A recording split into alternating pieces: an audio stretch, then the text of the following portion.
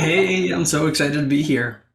Me too. Me too. We've been talking about having you on the show for a long time. And for the record, everybody, Matthew will be coming back at some point because I also want to have you on as a guest expert to talk about branding and design. But today you are in the hot seat.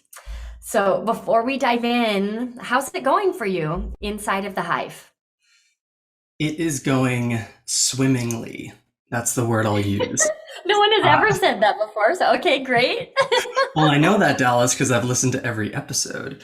And yeah, I would say it's going swimmingly because it just feels like a big group of fish literally swimming upstream together. Yeah. It really feels like an online community. And I know everybody says that, but as a solo entrepreneur, business owner, coach, this is what we're doing a lot, sitting alone in our Yes. office and actually having what feels like a tangible place to go has just been a game changer. So it's been wonderful. Mhm.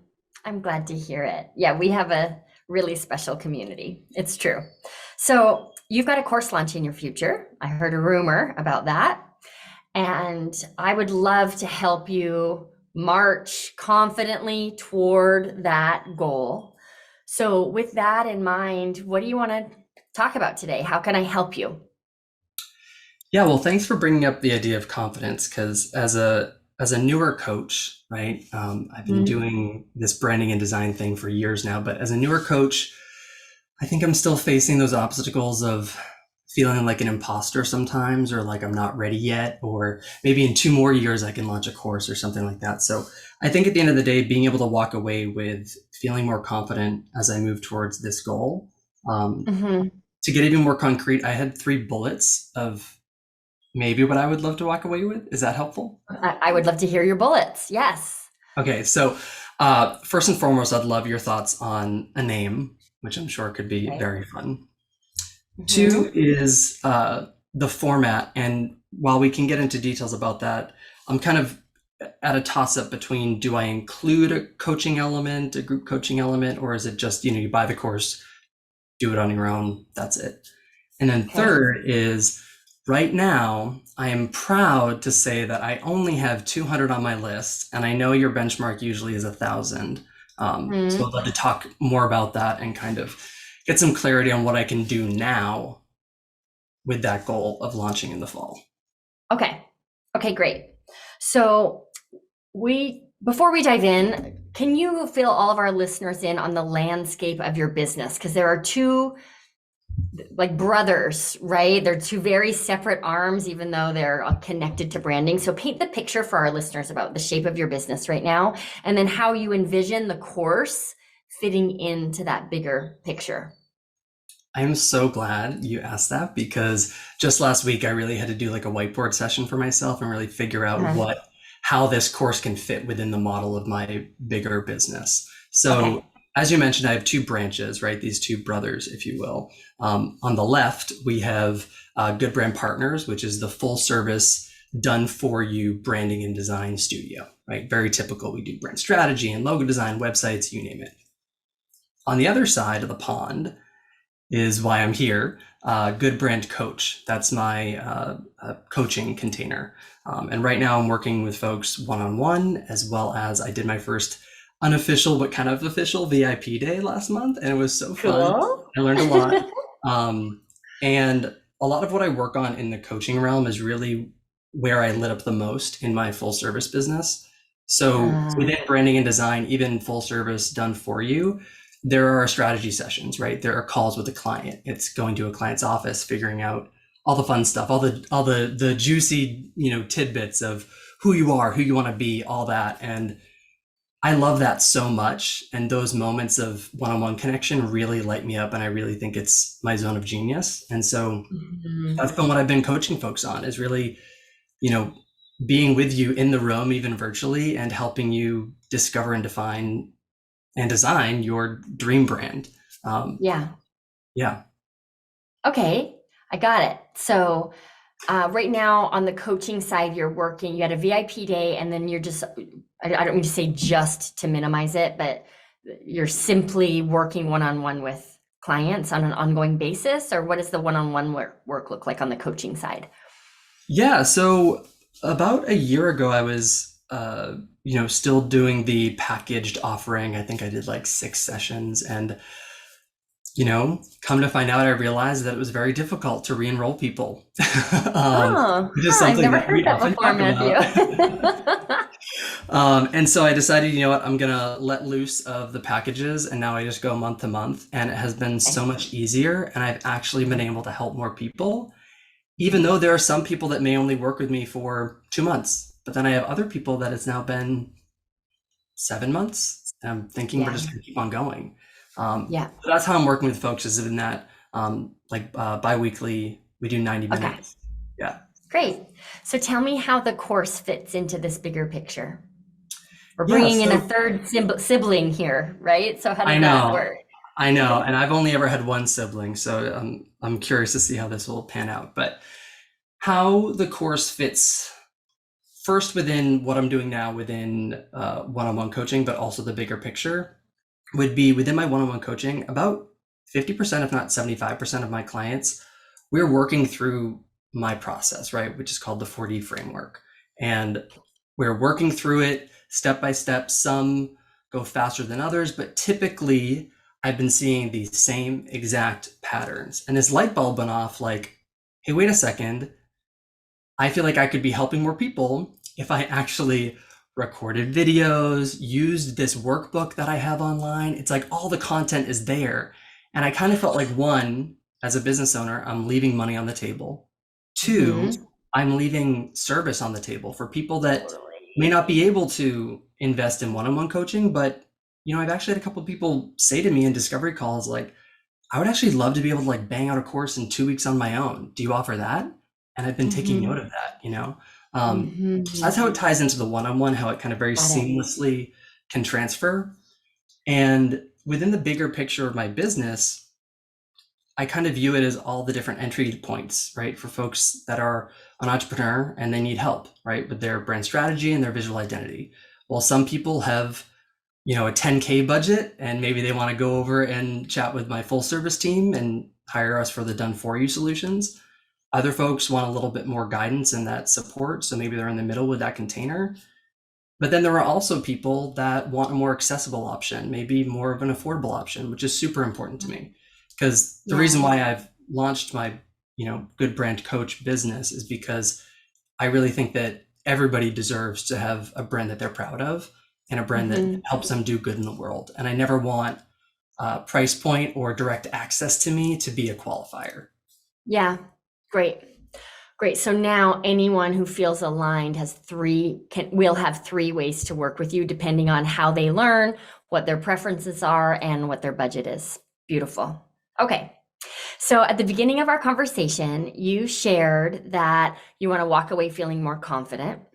And then you said, I've got three clear bullet points. What's the name of my course? What's the format of the course? And like, how we're going to handle this list issue.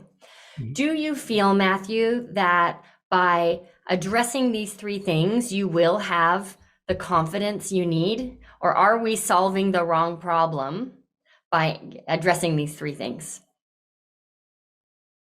I want to say yes, and knowing you and how you work, we're probably going to uncover a lot of other things as well. But I would Yeah. confidently say yes. Great, great. I agree actually. Let's get, because clarity does just naturally bring confidence. It's why I read the last half of the last chapter of a book first. I just want to I know it's so You're disappointing, just like isn't my it? fiance.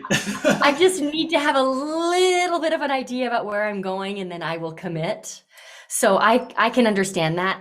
I also want us to walk away with a tangible exercise you can do to expand this new coach container and really see yourself as capable. But I agree with you. The clarity around these three things can help. Now, um, I often say when it comes to courses, the big mistake we make because we get excited is we name the course before we know what's inside the course. Then we decide how long it's going to be before we know what's inside the course. Then we decide how much we're going to charge before we know what's in the course. And that is doing it backwards. But you know what's going to be in this course. It's your 4D framework. Is that accurate? That's correct. Brilliant. Great. So now we get to name your course and figure out the format and talk about your list. Yay. Okay, so can we address the format first? Yeah, let's do it. Great. So tell me what you're thinking in terms of the best way to deliver this scalable option for folks. So the best way, and if I am hearing you correctly, I would say it's within, an online format. I'm currently using Kajabi. I'm very fluent in it. So like the tech and the setup of, the course will actually be quite a breeze and something that I'll enjoy doing. Within the format itself, I have 4 phases, that 4D framework. Okay. Within each of those phases, there are 2 kind of subsets or subphases. So in reality, there's probably 8 primary phases with, of course, a bunch of steps in between. Yeah. So I'm very clear on the content format. As far as like the education or the tutorial format, it would be in videos, kind of walking folks through the current workbook that I actually work with one-on-one clients. Yeah. Because why not use what I'm already, putting out there? And, of course, there may be like worksheets and downloads and all that stuff like that. But the idea is this course and the way that I've been working with folks has been able to 99% of the time get folks up and out the door in 3 months. Now that's if we were meeting bi-weekly for 90 minutes. Now there are people that could, jump right into it and finish it in half the time or, 1/8 of the time. And so I don't really want there to be a format that necessarily locks people into like, this is the 90-day course. And in 90 days, I promise you're going to XYZ. Yep. But at the same time, I know that there's a value for students to really have that one-on-one connection or those Q&A sessions, hot seat sessions, things like that. Very much of what we're doing in the Hive. And so my question around the format is really, is it too much with my first course to try and like go big with having there be, 2 calls a month and, XYZ? Or is that just something that I have to figure out as I go and have that be okay?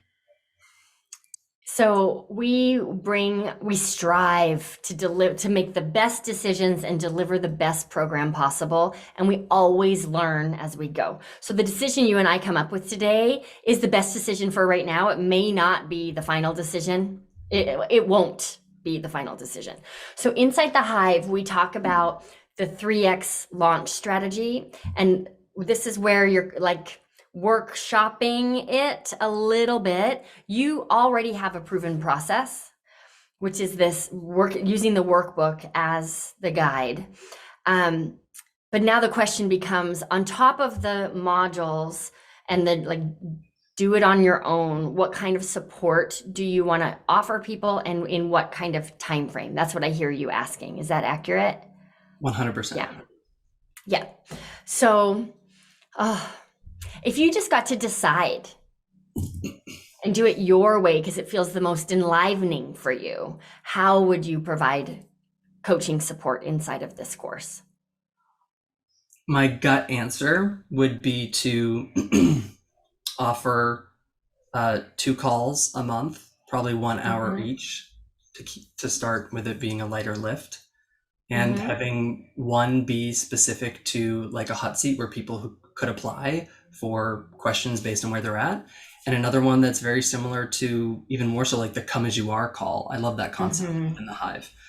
Just people showing up, and whether they've had access to the course for 6 months or a week, they can kind of show up and ask me a question and hopefully move one step forward. So that would be my answer, is to just have there be 2 calls that folks can jump on, no matter where they are in the course. Got it. Okay.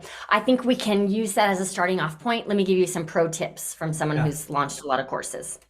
So if we're doing the launch model for starters rather than rolling enrollment, what I would recommend doing is having lifetime access to the training, but a certain window of time of access to the calls, so that you, Matthew, aren't in perpetuity showing up to the second call a month where there's Jennifer again, the one and only person who's still showing up to these Q&A calls, and it's just now we are not scaled, right? When you move to the next phase where the course has been proven and through the Q&A calls, you've identified any cracks, you filled any cracks that just didn't occur to you until you delivered it, then you can move to this evergreen rolling enrollment model and shift to standing Q&A calls. But my recommendation, the first time out, would be, you said 90 days, so lifetime access to the program, and then we've got 12 weeks of coaching, right, every other week. One thing we started doing in Client Surge, and I love it, we're also getting feedback from students that they love it. So this is a consideration. So for everyone listening, it's May 25th today as Matthew and I are recording. This episode will drop sometime this summer. But so I'm just going to say, like, let's say June 1st, the cart closes, right? Give people 2, even 3 weeks of access to the training before the Q&A calls begin. That's what you do with Client Surge, right? That's what we do with Client Surge. So, and it's really designed for those folks who are like me. Let me read the last half of the last chapter of the book so that I can I want to know where I'm going and have time to just get a lay of the land before I then go in and implement the training while having access to, in this case, you, to get my questions answered. So that for a lot of programs, and I think in particular with design, could be a really helpful format, right? Where cart closes and you've got 3 weeks to just get a lay of the land, and then we're going to do a call every other week for 6 calls, right? How does that sound to you? I love that, because actually that's something that I really enjoyed about I've been calling it Client Surge 2.0 in my mind, because I yeah, it is. Previously. It's actually 3.0. This is the 3rd time I've updated and it. So. On and upward, soon it's going to be like the iPhone, continually being improved. And I love the idea of the 2-week prior access, because it does give you that opportunity to kind of poke around, give yourself a minute to actually kind of breathe, because similar to a lot of, the folks that join the Hive, I'm kind of assuming, but putting myself in the shoes as someone who has joined, as well as my own, clients, is that it feels like there's so much that they could be doing and there's so much overwhelm, that being able to have the time and space to kind of flip through the modules and not feel like day one, it's like, holy moly, there's 8 sections and 10 steps in between. So I love the idea of giving people that time, and it also gives me time to reintroduce myself via some nurture emails, I'm assuming. Yep. And you could have an online gathering space, whether that's a Facebook group or Mighty Networks, or Kajabi has, I don't know how the functionality is on it. Yeah, I'm kind of exploring Circle. I don't know if you know anyone who's used it, but okay. There's a couple designers that I know that use it, so I feel like it might lend into that space. Cool. So a meeting space where people can support each other or even ask you quick questions during that ramp up. But what we want to do, the goal, this is for you and for our listeners, a course is designed for scalability. So we want to make sure it's structured in a way that is scalable, and Q&A calls every month forever and ever, amen, is not scalable. It is, Matthew, once you have a really big list and people are joining the program every day or every week, that model makes sense. But in the beginning, you're overcommitting. And then there's this other position here. There are a couple of Hive members who have experienced this, where they launch twice a year and people have lifetime access and they have coaching calls every month. There are people who, knowing that the calls never go away, feel no urgency to implement the frickin' course. So we, Jerisha Hawk talked about this on the show a number of episodes ago where she talked about when we sell, there's all these objections we overcome to get people to buy. And then there's a whole new set of objections we have to overcome to get people to implement the course. So having an end to those Q&A calls creates some urgency so that people aren't fooling themselves into thinking that they're actually taking action when they're not. So I want to make sure I'm hearing correctly. So Okay. the goal would be to, for the modules, the content, the training, lifetime access to that training itself. In addition to that, for the first 3 months, there are calls that you can join. Yep. After that 3 months, is the idea that I would launch like twice a year in this incubator kind of phase and have the calls end, and then in the spring, there's another kind of cohort similar to Client Surge?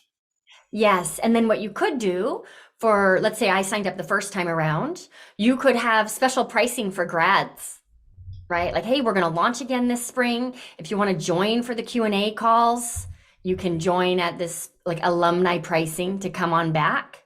I wouldn't just let them come back to the calls without paying, because again, it's too loose and we want to help them implement, and paying for something puts skin in the game. But you've got room there for another way to monetize the program and serve people.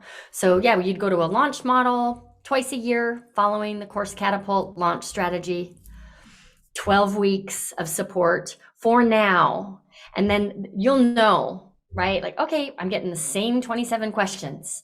Every time we do Q&As, I can build those into the course now. And this can be a completely self-guided program where people have access to old Q&A call recordings. Or maybe there's the upgraded version where you buy the course and it's a smaller cohort that gets coaching from you as they move through the course. So there are next level options, but for their first couple times, I would recommend a launch model. Get the launch really tight. Make sure you're converting at 10%, all of those pieces, right? Serve people with Q&A for a finite period of time, and let them move at their own pace because they have lifetime access to the training. Quick question around using past content to inform like a 2.0, a new training, right? Yeah. Like a new version. Have you found that, I guess, like, what was the process for you, or have you just went into the course itself and just updated, or did you create a whole new product, so to speak, and then just give people access? With lifetime access, you mean? Yes. Or just in general, what's my process for upgrading? Yeah. Yeah, maybe that's a better question. Yeah. I mean, I love learning. I also I have a values issue with, there are a lot of air quotes here, teachers or course creators who sell stuff that they don't actually do in their business. And that to me is not totally aligned with my integrity. So if I'm always learning and growing, my courses become outdated. Like there's just always there's a new app to use, or there's a more efficient process, or I see, oh, here's an area where I have unconscious competence and I didn't break down how I do that well enough in the program. So a few places that I look when I'm updating the course. Number one, how can I make this more accessible to even more diverse learners? So that's what we're doing right now in the Hive. Is we're redoing every piece of content to really serve neurodivergent learners, because I did not have that consideration in mind the first time I created it. So there's an example of me learning, right? So like, how can I make it easier for people to implement? Number two, is what I'm teaching still what I'm practicing? Or is there a better, simpler, more advanced, more nuanced way? We're updating the content amplifier right now, and it is more nuanced for sure. Shocker, so, Instagram, I know, changing every day. Oh gosh, yeah. So, and then the third piece is where are people getting stuck, and what do I need to add in to help more people get unstuck? So that's where I learn through observing students. Oh, wow, this thing that's really easy and obvious to me is not. I didn't even know that it was easy and obvious to me. So how can I break it down for people and improve things even more? Is that helpful? 100%. Yeah. And then there's the piece about lifetime access. So if you've purchased, you just got to keep your word, right? So if I've purchased lifetime access to the program and you've updated it, there's a lot of goodwill, right, by giving me access to the updated program. If, Matthew, it becomes a complete revamp, I actually recommend changing the name of the program just so that there's no confusion because the program is so much different, and then lifetime access doesn't transfer over to that new program. That makes sense. Yeah, that was something I was curious about. And I guess from like a tech standpoint, it would just be tagging those folks who came into the initial cohort so that you can just filter it out. Yeah, exactly. Okay, so back to our goal of confidence. One of the questions you had was around the format. I'd love to reflect what I believe the plan to be, to see if we're on track and see if you have any other questions around that. So my understanding of the plan is we're going to use your 4D framework, the workbook that you've proven with private clients as the content for the course. That's going to live on Kajabi. People will go through pre-recorded videos and corresponding worksheets when it applies. They're going to move through that curriculum at their own pace because they have lifetime access. So far, so good? Yep. Great. We're going to follow a launch model.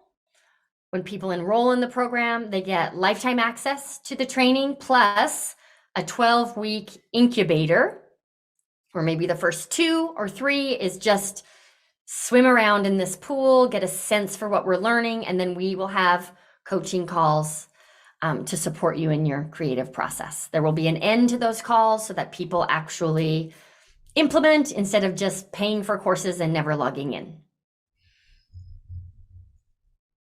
That's exactly it. Okay. So how have we helped you feel more confident by talking through the format?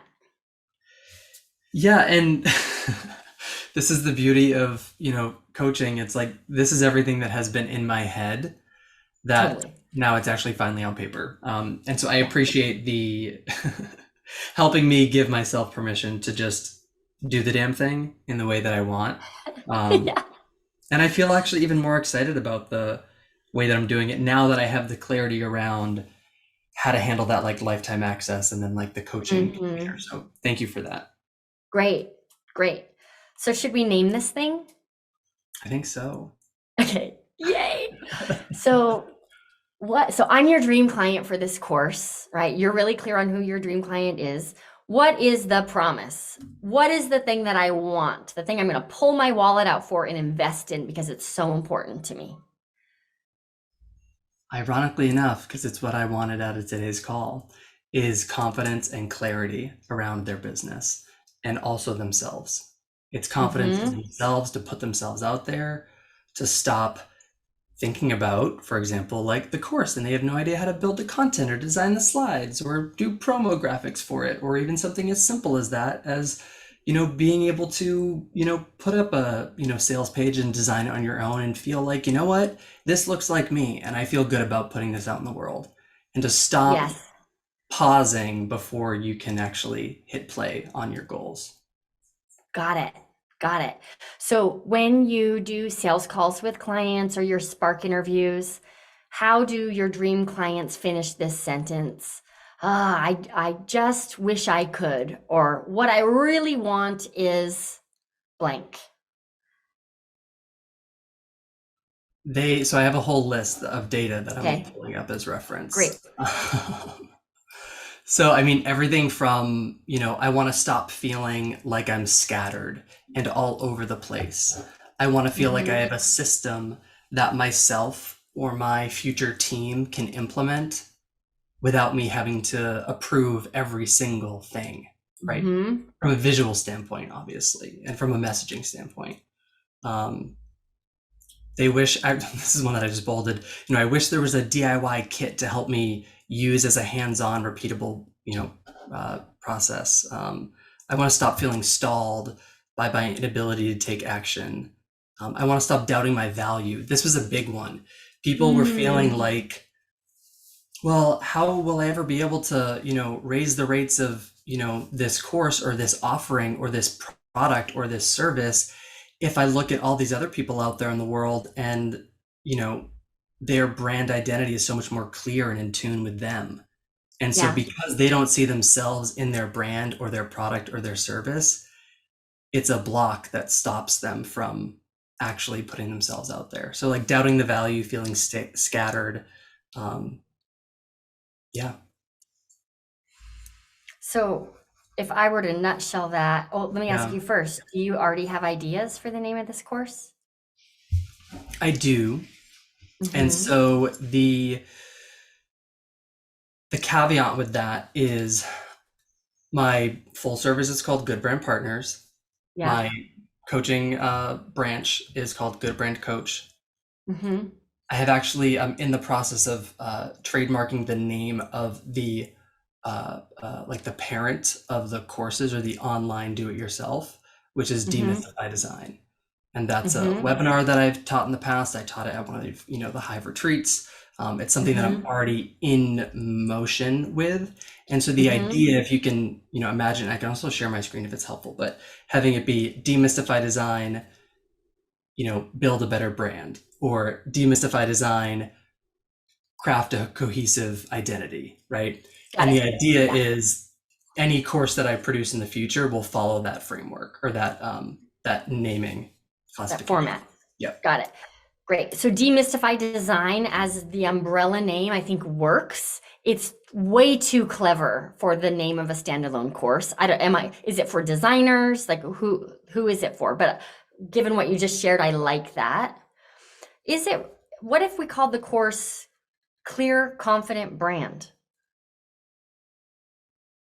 So I like that you say that because I had a note in my document here. Should we bring in the point about clarity? And I like having confidence in there because we have to speak to the result or else it's useless.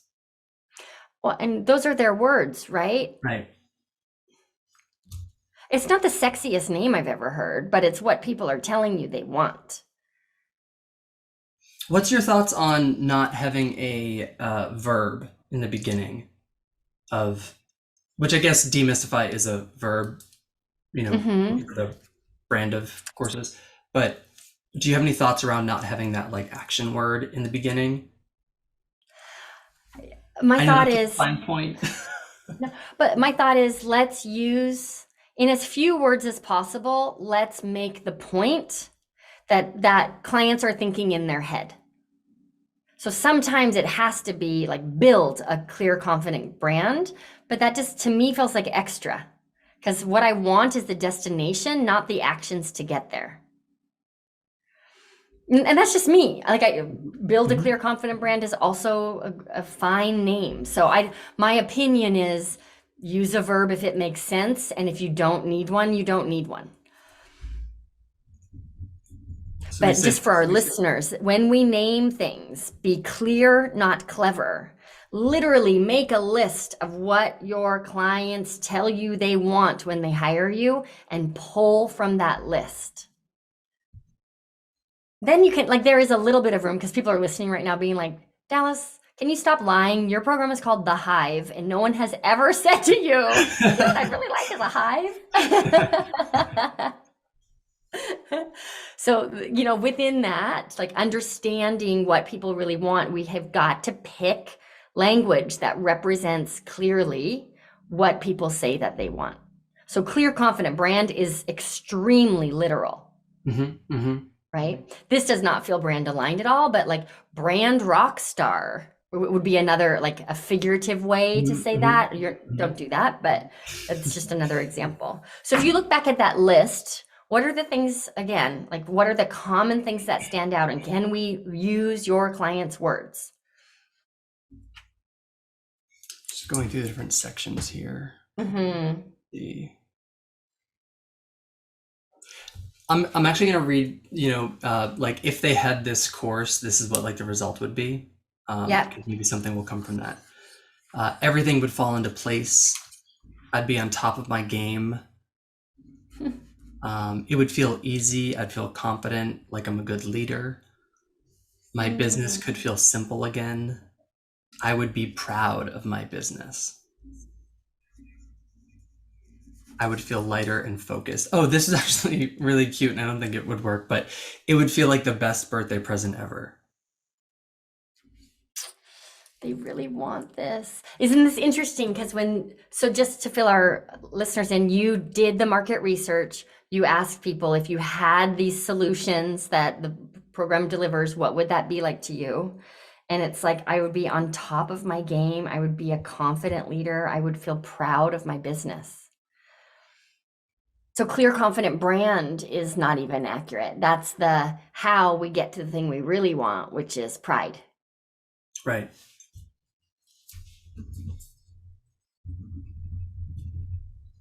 Yeah, which all, does align with me and my, my own personal brand of having pride and, doing a good job, doing good Mm-hmm. work in the world, and also feeling good about, like looking good is one thing, but feeling good is another. And Yeah. oh, could it be look good, feel good? No, Mm-hmm. that's so right. That's kind of out there. That could be like health and fitness too, Yeah. right? No, no. But the idea of pride is interesting. I know, I want to use that word, right? Like the proud brand formula.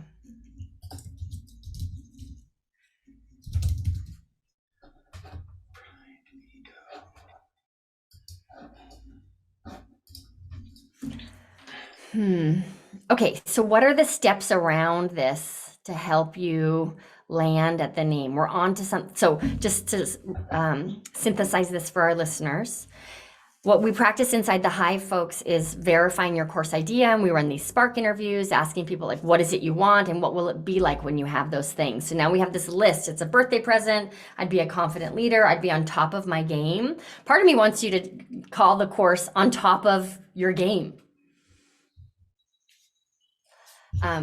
So what's the next step for you to like roll around in the mud with these words and concepts?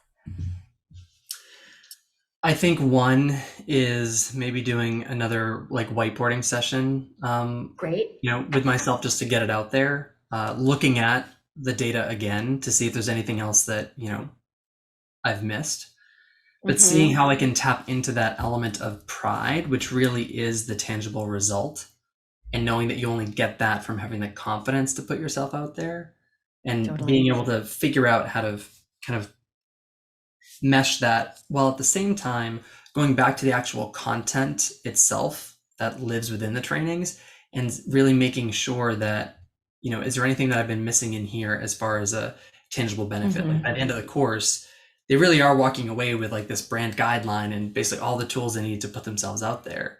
And I Yeah. do think it does fall back to pride. So I'm gonna play around with that and see what comes up. What just came up for me was brand pride. I think that might be the name of the course. That is. Brand pride. I want that. So, yes, whiteboard it, see what happens. But my vote today in this tiny little brainstorm session is brand pride, which is a like branded or clever way to say clear and confident brand. Yeah, and I hope this is okay. Something that's coming up for me is I was meeting with my social team last week and talking about wanting to, you know, talking about what's coming up for, our brand on social and everything and the content I want to put out there. And obviously June is, Pride Month. And I've just been like reflecting back on why I love the process of branding, which really comes down to helping people step into their own like true identity. And Yeah. that's something that I have struggled with. I'm sure you have struggled with. Everybody has. And it doesn't just pertain to folks in the LGBTQ plus community. And not that I even serve specifically those individuals, but Mm-hmm. I love that it taps into something that feels so personal to me and also, Totally. what I hope for my clients, but also just the world. So Mm-hmm. yeah, that feels like it. It does. So I know this is a podcast, but both Matthew and I are blushing and just staring into each other's eyes, smiling right now. Okay, so let's it might be, we know when we know, but run that through the litmus test and do your whiteboarding. But that process, I hope, is repeatable for you and for all of our listeners. It's like, what do people want? How can we be super literal about this? Then we just sort of talk it through, and a lot of times the name comes. Yeah, And I'm excited. And this, I'm excited. again, it's another level of confidence, because again, once you can, and it's what I tell my clients, like once you can actually make something feel tangible and real for you, even just by giving something a name, once you have the process, it just, I feel like we've dialed up 2 notches in the confidence scale. So this feels really good. Well, let's wrap our conversation up addressing list building. The elephant in the room. So the reason why I recommend launching when you have a list of 1,200 is because a launch is no joke. There is work. And it's the same amount of work whether you have a list of 200 or a list of 1,200. But if you're hitting your conversion metrics, a list of 200 is going to bring somewhere between 2 and 6 students. I'm doing math in my head in public right now, so it's 1 to 3% of your list. I don't know if I got even close there. A list of 1,200, that's 12 to, what's 12 times 3? 36? Yes. Okay. 12 to 36 students, which is a big difference. Right. But because our goal here is confidence, I wonder if there is value. I wonder how much value there is for you to shift the intention behind this launch. Instead of, all right, I'm going to hit my metrics and I'm going to have a $70,000 launch or whatever. And instead it's, I'm going to step into this calling that's been waiting for me for a long time of being a course creator. And my goal for the launch is to do the launch.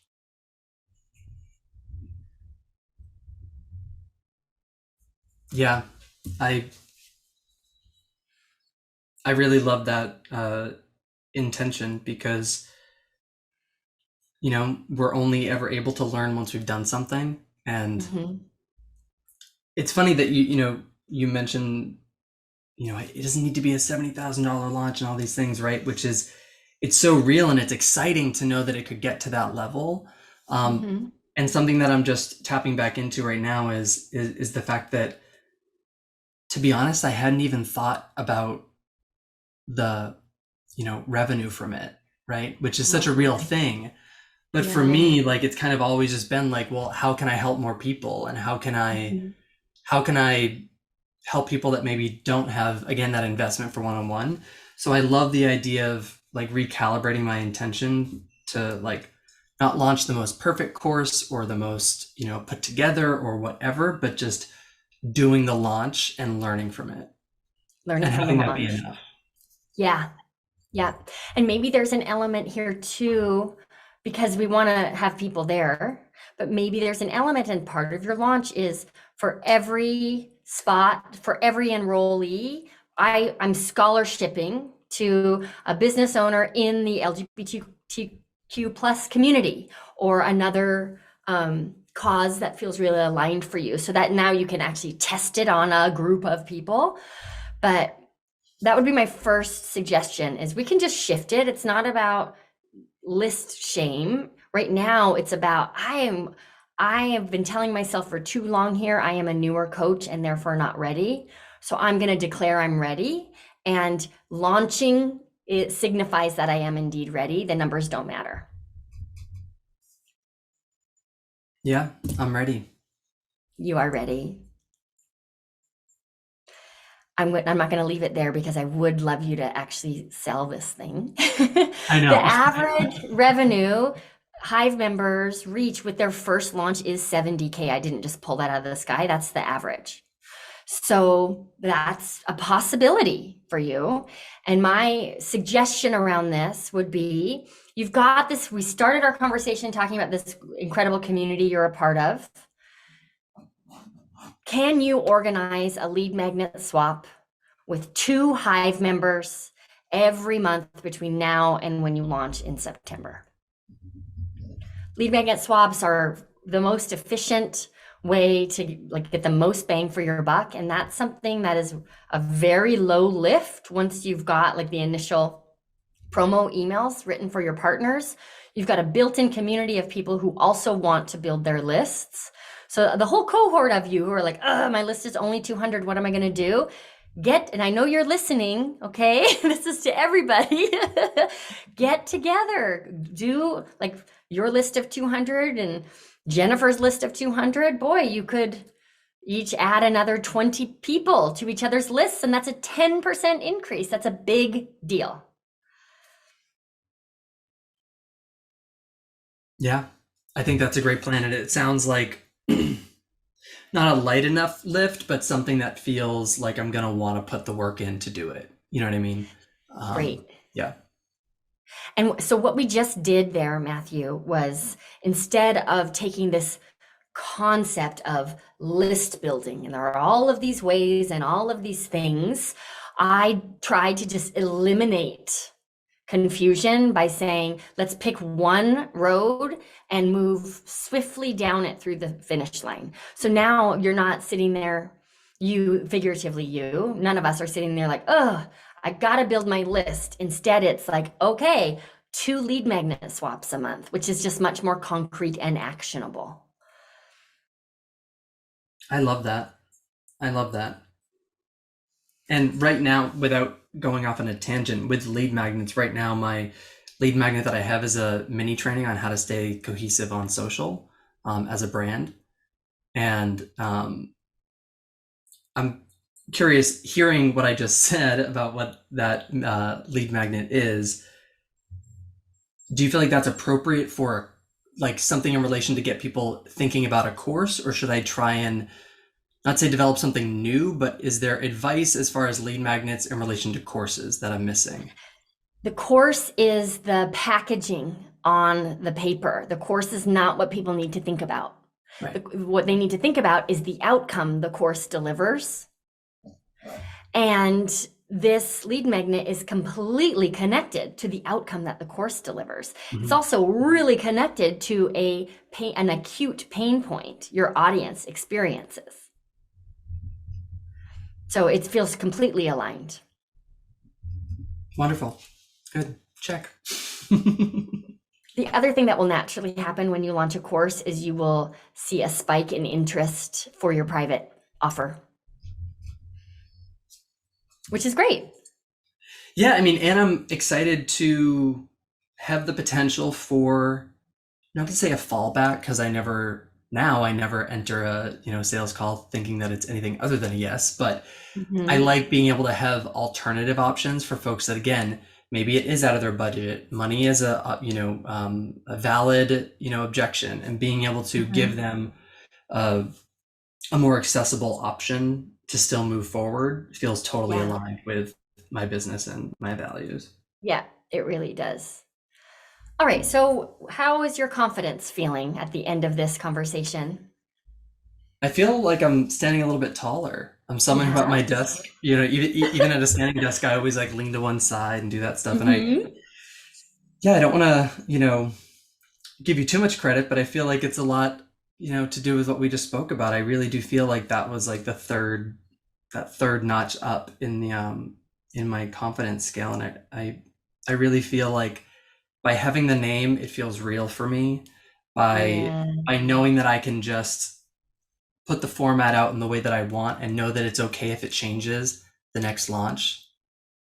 And being able to have the intention in regards to list building just be to do the course, and know that my one action in relation to getting more folks on my list are just to find 2 like-minded, most likely Hive members who want to collaborate and help each other, which feels more exciting than it does daunting to me. Yes.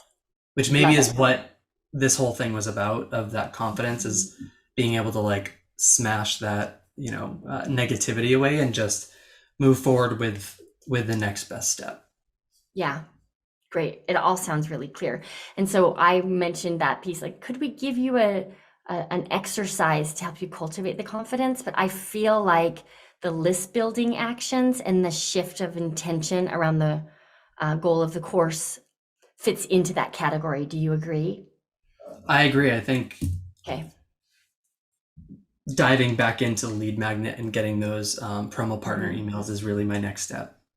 Great. Thank you for coming on the show. This was so much fun.